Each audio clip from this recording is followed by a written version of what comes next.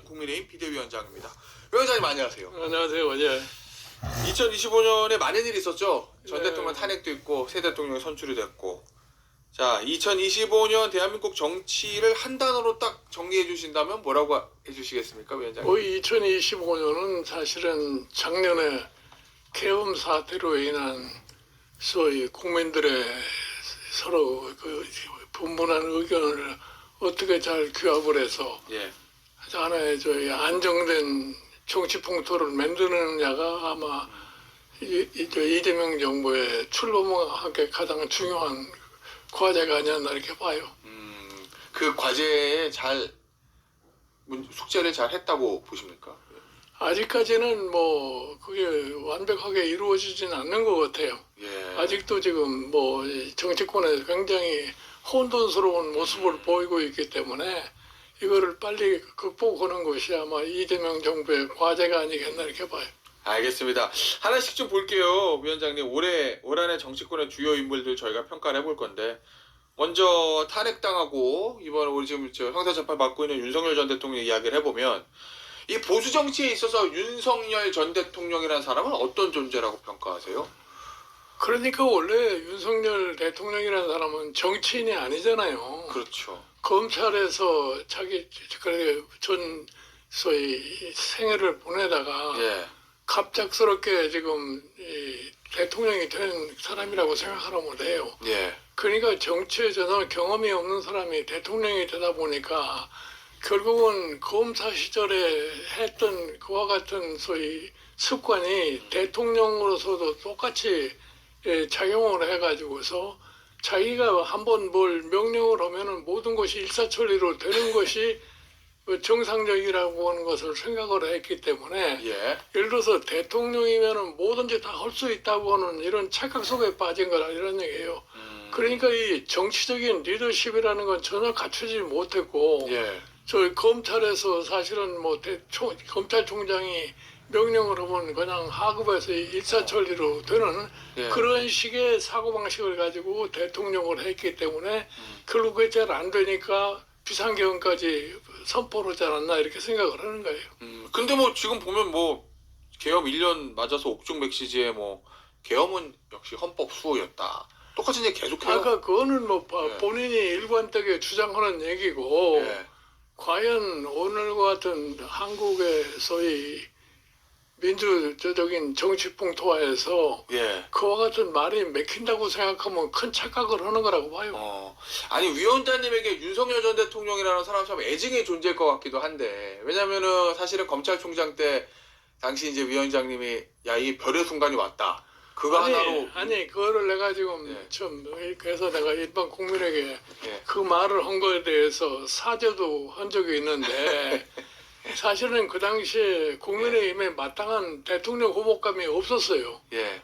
그런데 어쩌다가 당시에 검찰총장인 윤석열 검찰총장이 여론조사상에 가장 높은 지지율을 갖고 했기 때문에 예. 뭐 보수에 제대로 된 대통령 후보감이 없으니까 그러니까 외부에서 사람을 아마 데려오면 되지 않겠느냐 해서 막 윤석열 예. 검찰총장이 별의 순간을 맞이하지 않았나 이렇게 얘기를 했는데 근데 그 별의 순간을 맞이했으면은 그 별의 순간을 맞이한 대로 성과가 있어야 되는 건데 예. 그러니까 이 대통령으로서 완전히 실패한 사람이기 때문에 별의 순간을 잡았다는 뭐 얘기를 할 수가 지금은 없게 되어버렸어요. 예. 아니 그 저 선대위에도 우여곡절 끝에 합류하시고 또 중간에 또 이제 사실은 팽당하신 거나 마찬가지잖아요. 윤석열 당시 후보가 나가라고. 아니야, 그랬으니까. 그러니까 뭐 네. 내가 팽당하고 안 당하느냐 그건 둘째치고 네. 사실은 내가 사실 예. 총괄 선대위원장으로 갔어요. 예. 참 여러 가지로 사람들이 주변에서 하도 졸라댔기 때문에 내가 처음에는 같이 안 하려고 그러다가 이제 예. 갔는데 가서 보니까 제대로 일을 할 수가 없어요. 그래서 사실은 내가 선대위를 개편하자고 그러니까 이제 예. 그게 못마땅해가지고서 본인 스스로가 선대위를 해체를 해버렸는데 예. 그러고 나서 하는 행위를 보니까 그때서부터 이미 내가 대통령이 돼가지고 과연 저 사람이 제대로 대통령의 역할을 할 것인가 하는 그런 회의를 가질 수밖에 없게 됐던 거예요. 그러니 결국 가서 윤석열 대통령으로 인해 가지고서 우리나라의 소위 보수라고 하는 것이 상당한 상처를 갖다가 다시 예. 한번 받게 된 거죠. 알겠습니다.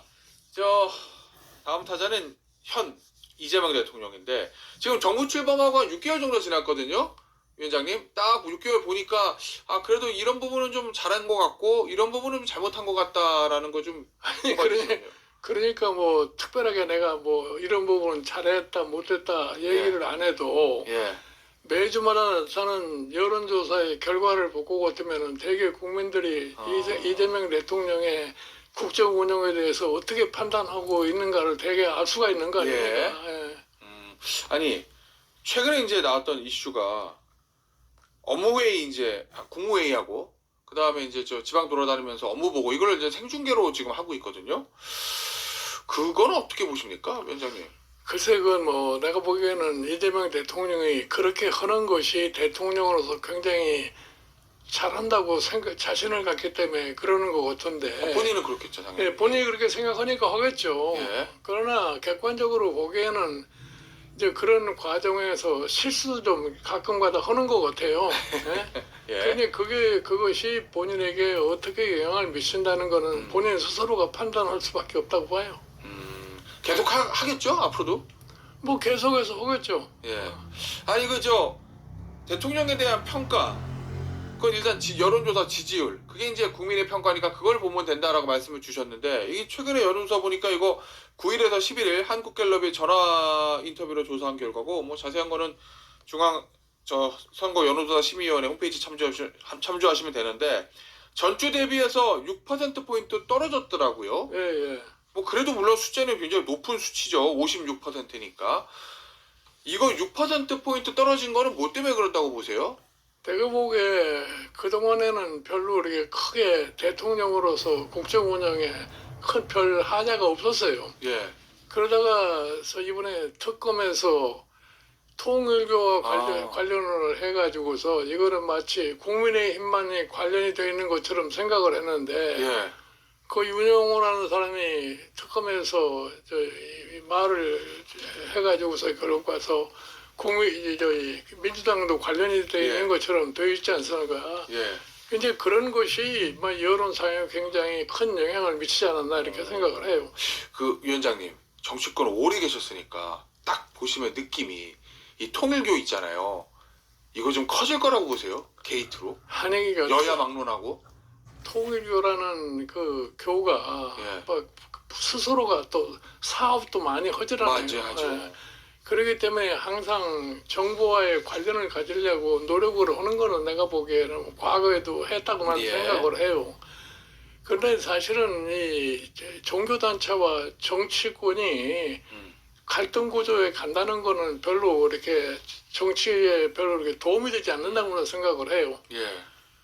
그래서 이거는 빨리 수사를 마치고서 이거 문제를 종결을 지어야지 이게 오래 끌면은 내가 결국에 정치적으로 별로 좋은 결과가 나온다고 보지는 않습니다. 그 여야다 막론하고 별로 오래 가면 좋지 않을 거다. 그렇죠. 알겠습니다. 지금 현 야당 대표하고 여당 대표 이야기 좀 해보겠습니다, 위원장님. 이 정청래 대표 있잖아요, 민주당 여당 대표. 어떻습니까? 집권 여당 대표로서 대통령 임기 초반에 좀 잘 안정적으로 끌고 간다 이렇게 보세요? 아니면 너 도저히 불안해서 못 보겠다 이런 입장이십니까? 내가 보기엔 무슨 말 들어서 명청 갈등 이런 거는 뭐 얘기할 필요가 없지 않나 생각을 해요. 뭐 여당이라고 하는 것은 결국은 대통령 중심으로 움직여지는 거지. 예. 당 대표 중심으로 움직여질 수가 없어요. 여당은 그렇죠, 그렇겠죠. 명청 갈등이라는 말 자체가 성립 안 한다는 말씀이래요. 글쎄 보니까 뭐 얘기하기 좋아하는 사람들이 명청 갈등 얘기를 하냐. 전국에 가가지고서 대통령의 소위 저희 국정 운영에 여당은 따라갈 수밖에 없어요. 아니 근데 지금 뭐 보면은 예를 들어서 검찰이나 법원 문제 관련해 가지고 대통령이 조금 좀 속도 조절을 주문하면 치고나고 이런 모습들이 당이 너무나 과도한 욕심을 갖다 부리고 있는 거예요. 지금 사실은 여러 가지 지금 사법부와 관련한 소위 뭐 법을 제정한다고 얘기하는데 그게 본질적으로 일반적인 상식에 맞지 않는 짓을 하지 않느냐 이렇게 생각을 해요. 예. 그러니까 아무리 저 민주당이 다수석을 차지했다고 그래서 대한민국의 가장 기본이 되는 헌법 질서를 갖다가 좀 제대로 인식을 하고 그리고 여러 가지 과거서부터 내려오는 관행이나 상식을 존중한다고 하는 생각을 할 것 같으면 지금같이 이렇게 과도한 욕심을 부리면 안 된다고 생각을 해요. 결국 가서 그런 과대한 욕심을 부리면 나중에 정치적으로 부담이 더 크다는 것을 인식을 하고서 좀 자제를 해주는 그런 모습을 보이는 것이 내가 보기에는 현명하다고 생각을 해요. 그러면 위원장님 보시기에는 지금 민주당 그리고 이제 정청래 대표가 이재명 대통령의 국정 운영을 잘 뒷받침하지 못하고 있다. 너무 앞서 나간다. 이렇게 보시는 거죠? 아니 그러니까 뭐 너무 앞서는 좀 욕심이 과한 건 사실이에요. 그러나 뭐 그런 점에 있어서 대통령이 어느 정도 제재를 가하는 말씀을 하시기 때문에 예. 거기에 당이 따라갈 수밖에 없지 않느냐 나는 이렇게 생각을 해요. 국민의힘이 윤석열 대통령 집권 초반에는 죄송합니다. 이준석 당시 대표하고 갈등 그때 파국이었잖아요. 체리또복 나오고. 민주당이 이재명 대통령하고 정청래 대표는 그렇게까지는 가지 않을 거라고 보세요. 그럼? 내가 보기에는 그렇게까지는 가지 않을 거예요. 그러니까 윤석열 대통령하고 이준석 대표하고는 예. 이미 선거 때서부터 갈등이 심화돼 가지고서 예. 그때부터도 윤석열 당시의 후보는 소위 이준석 대표를 좀 맞아요. 몰아냈으면 하는 예, 예. 그런 생각을 하는데 그게 안 돼가지고 대통령 선거는 이제 치르게 된 거예요. 예. 그게 날 보고도 그 윤석열 대통령이 자기가 이준석이는 더 이상 못 보겠다고 이런 얘기를 몇 번 했어요. 선거 때요? 네, 그래서 내가 본인 보고도 뭐라냐면 당신은 아무리 이준석이가 싫어도 예. 이준석이를 지금 이 순간에 몰아내면 당신 절대 대통령 안 된단 말이야. 아하. 예. 그랬더니 나보고 왜 이준석이를 감사하냐고 하는 이런 얘기를 했던 사람이기 때문에 예. 그러니까 그게 이 선거 때는 이제 어쩔 수 없이 이준석이한테 가가지고서 뭐 피가 물보다 진하다 하는 식으로 껴안고서 예. 선거를 마쳤는데 선거 마치자마자 결국 가서는 종래에 생각했던 대로 예. 이준석이를 갖다 몰아낼 수밖에 없는 거죠. 알겠습니다. 야권 얘기 해보겠습니다. 위원장님. 국민의힘 장동혁 대표 잘하고 있습니까? 아니면 아닙니까? 내가 보기에는 잘하고 있다고 얘기할 수가 없어요. 가장 큰 원인은 어디 있다고 보세요? 아니 지금 세상이 어느 세상인데 예. 뭐 계엄한 거를 갖다가 정당화하려고 자꾸 얘기를 하고 예. 뭐 윤어게인 세력하고 같이 동조한다고 하는 것은 정치인으로서 시대의 흐름을 제일 인식을 못한다고 난 생각을 해요. 아니 보면 초선 의원들 내에 모임이 있다고 하고요. 재선 의원들도 지금 그렇고 또 이른바 윤핵관으로 불렸던 의원들도 장동혁 대표에게 노선 변경을 주문하고 있거든요. 비상계엄 사과하고 윤석열 전 대통령 절연하고 윤어게인 하지 말라고. 예를 들어서 지금 예. 내년도 지방선거가 점점 다가옴에 따라서 국민의힘 내부에서 장동혁 대표에 대한 저항이 더 세질 거라고 봅니다. 예. 이런 식으로 가서 과연 내년도 지자체 선거를 정상적으로 치를 수 있을 것인가 하는 생각을 하는 거예요. 예. 그러니까 사실은 윤한홍 의원이나 주호영 의원 같은 사람이 중진 의원으로서 장동혁 대표에 대해 공격을 가하는 거는 예. 자기네들도 민심을 잘 파악할 거 아니에요. 그러니까 본인들 생각에 이러다가는 지난 2018년 지자체 예. 선거와 같은 결과가 나오지 않겠냐는 이런 두려움 때문에 당내 반발이 점점 커질 수밖에 없는 거라고 나는 봐요. 연말 연초까지 바뀔 수 있다고 보세요, 장동혁 대표가? 내가 보기에는 다른 많은 의원들이 원하는 방향으로? 장동혁 지금 대표의 경우에는 바꾸기가 굉장히 힘들 겁니다. 그건 왜 그렇죠? 왜냐하면 장동혁 대표가 되는 과정에서 장동혁을 지지 세력이라는 게 뭐냐? 예. 계엄 찬성하고 윤어게인을 부르짖는 사람들의 지지에 의해서 대표가 되지 않았어요. 예. 거기에서 지금 벗어나지를 못하는 겁니다. 그러면 이제 개인의 어떤 정치적인 동기나 목적 때문에 못 벗어나는 거고, 당에서 의원들 그리고 내년 지방선거 출마자들은 변화를 요구할 거고. 그러니까 이제 금년 연말 지나고 내년 연초 2월 이제 지자체 선거가 점점 가까울수록 예. 당내 저항이 더 세질 거라고 나는 생각을 하기 때문에 예. 그때 가서 장동혁 대표 스스로가 어떻게 결심을 하느냐에 달려 있겠죠. 그러면은 지도부 붕괴되고 비대위 갈 수도 있어요. 국민의힘은 하도 그런 일이 많아가지고. 내가 보기에는 뭐 비대위를 한다고 해서 별로 또 뾰족한 수가 없을 거예요. 아니 만약에 이러다 비대위가 예를 들어서 예. 장동혁 대표가 반응이 바뀌지 않아요? 그러다 지방선거 후보들이 난리를 쳐서 지도부가 무너져요? 비대위 떴는데 그러니까 만약에 위원장님 비대위원장 하시면 바뀔 수 있는 거 아니에요? 지방선거가 거의 육박한 그런 과정 속에서 예. 당의 변화가 와봐야 별로 내가 보기에 큰 성과가 없을 거라고 봐요. 그러면은 지금 상황에서는 비대위가 떠서 예를 들어서 위원장님이 비대위원장을 가져도 국민의힘은 백약이 무효다? 내가 보기에는 지금 국민의힘의 가장 큰 문제는 예. 윤석열 대통령이 탄핵을 받기 이전의 상황을 다 잃어버려야 됩니다. 어? 어? 예. 그러니까 윤석열 대통령은 완전히 절연을 해버리고서 지금 새로운 정치 상황에 맞게 당을 갖다 개편을 해야 돼요. 예. 그 작업이 그렇게 간단치는 않을 겁니다. 사실은 국민의힘이라는 당은 과거에 새누리당 때 시절부터 시작을 해가지고 두 번에 걸쳐서 지금 탄핵을 받은 정당 아니에요. 맞아요. 예. 그럼에도 불구하고 왜 그와 같은 사태까지 이르게 됐느냐에 대한 인식이 아직도 안 돼 있어요. 그러니까 지금과 같은 행위를 계속해서 반복할 수밖에 없다고 하는 거죠. 위원장님 만약에 비대위원장 가시면 뭐부터 하실 거예요?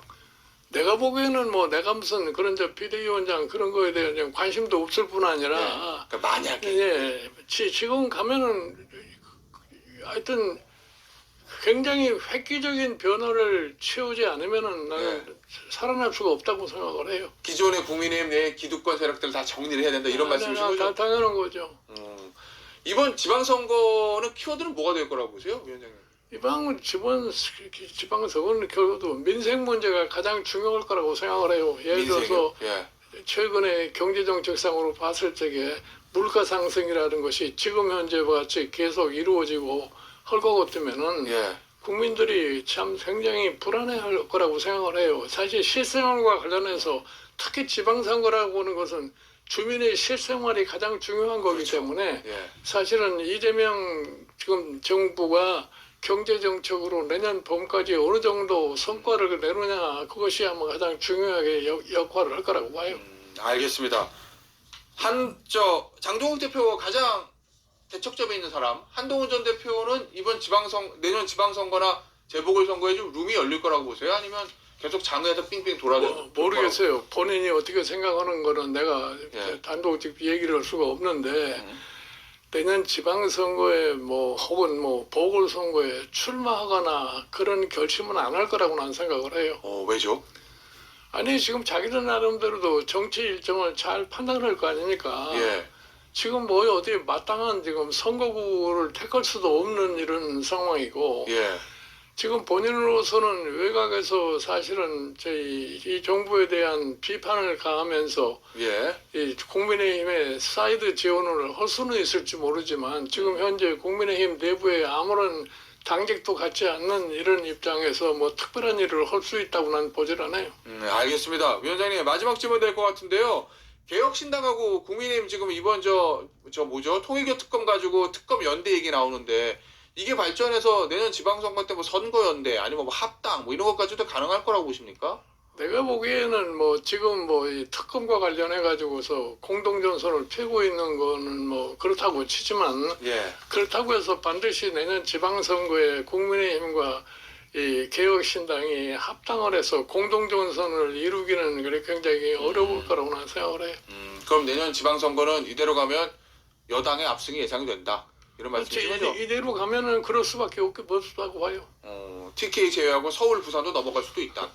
그거야 이 국민의힘 내부에 있는 중진들도 그런 얘기를 하는 거니까 그럴 가능성이 전혀 없지도 않은 것 같아요. 알겠습니다. 위원장님 오늘 김종인 전 비대위원장 모시고 여러 말씀 들어봤습니다. 여기서 마무리하도록 하겠습니다. 국민의힘의 김종인 전 비대위원장이었습니다. 위원장님 감사합니다. 네, 고맙습니다. 예.